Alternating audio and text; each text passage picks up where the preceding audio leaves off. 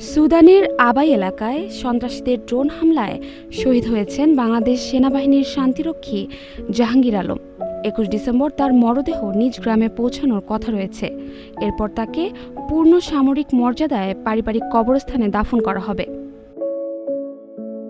২১ December সকালে ঢাকার সেনানিবাস কেন্দ্রীয় মসজিদে প্রথম জানাজা অনুষ্ঠিত হয়েছে।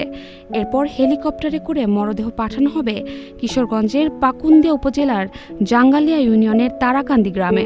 সেখানে দ্বিতীয় জানাজা শেষে সামরিক মর্যাদায় তাকে দাফন করা হবে। জাহাঙ্গীর আলম মেস ওয়াটার পদে বাংলাদেশ সেনাবাহিনীতে প্রায় ১১ বছর নিষ্ঠার সঙ্গে দায়িত্ব পালন করেছেন।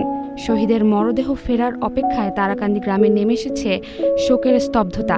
৩ বছরের ছোট ছেলে ইরফান, স্ত্রী রুবাইয়া আক্তার ও বৃদ্ধ মা পালিমা বেগম প্রতিটা মুহূর্তে অপেক্ষা করছেন কখন আসবে জাহাঙ্গীর।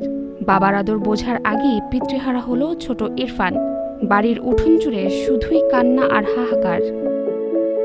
এর আগে ২০ ডিসেম্বর মরদেহ হজরত শাহজালাল আন্তর্জাতিক বিমানবন্দরে পৌঁছে।